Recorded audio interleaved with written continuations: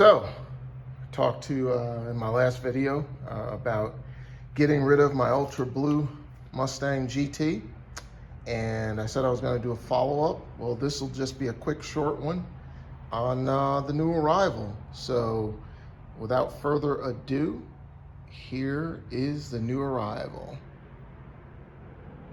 Boom. So for the folks that actually know what this is, and for the folks that don't, Saleen Mustang, 1988 Saleen Mustang, project car. She's real deal. Numbered car, serialized, verified by Saleen themselves. Number 0137. And that's the new project car, my AKA dream car. And it's home, it's here. It's been here for a couple days, but obviously got busy with a few things. I said I would show you guys. Again, got rid of a couple Stangs to get my dream Mustang Ultimate. I actually owned a 1993 Cobra a few years ago. It was teal. The only reason I got rid of it, because it was teal, I wanted a red one. As you can see now, the pricing for these things are, for the Cobras, are out of control. And growing up, I always wanted a Saleen, but again, never could afford one. So out of all the Foxbodies I had, Saleen was always the dream. And now I own it. So again, just a quick one, had a few minutes. 1988 Saleen Mustang, Foxbody, project car. This one will be totally complete show car. Probably going to take me a few years. I have the drivetrain and everything for it, but I'm going to have this thing, or actually do this thing right, totally restored from the ground up.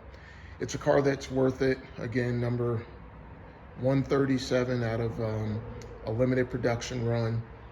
Saleens are pretty hot in the Foxbody world for most folks that know, and for me to be able to actually find one and purchase, even if it's a project car, I'm ecstatic. Thing has no rust at all. Did have a slight, looks like fender bender on the driver's side front because the bumper cover was replaced. I do have the Saleen air dam for the front coming directly from Saleen, and a couple other parts to get the restoration started. But anyway, just thought I'd let you guys in on it. Sorry for the cliffhanging, just been busy, but it's got the interior Saleen specific Momo steering wheel, dash, the whole 9 yards. Everything's still in the car. I don't know, I'm pretty pumped. And again, I'll do a full feature on it and walk around. Let's see if I can get a picture of the floors while I'm here.